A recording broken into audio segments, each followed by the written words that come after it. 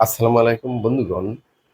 এই যে ডিসি আশরাফ শরীয়তপুরের যে ঘটনা ঘটিয়েছে, এটা তো আপনারা সবাই ভালো-মন্দ জানেন কম বেশি। তো উনি প্রেম করতে গেছেন কার সাথে? যার ২ টি সন্তান আছে, স্বামী আছে।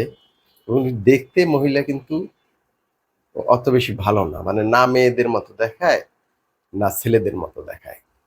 সেখানে একজন ডিসি হয়ে সেইখানে গেছে প্রেম করতে।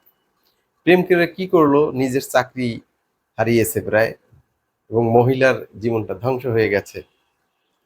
এই ঘটনা ঘটিয়েছে কে? একজন ডিসি।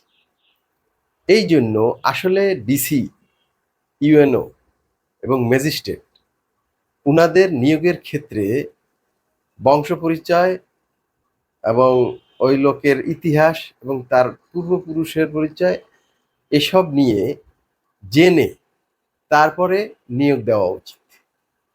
কারণ এই ডিসি, ইউএনও, তারপর ম্যাজিস্ট্রেট তাদের হাতে সমাজের অনেক ভালো-মন্দ নিহিত থাকে। তাই এই সকল ক্ষেত্রে নিয়োগের ক্ষেত্রে বাড়তি দৃষ্টি রাখা উচিত। নাহলে মানুষ কি শিখবে, কি শিখতেছে? বিষয়টা চিন্তা করেন যে কত বড় মাপের একজন অফিসার, সে কি কাজ করলো?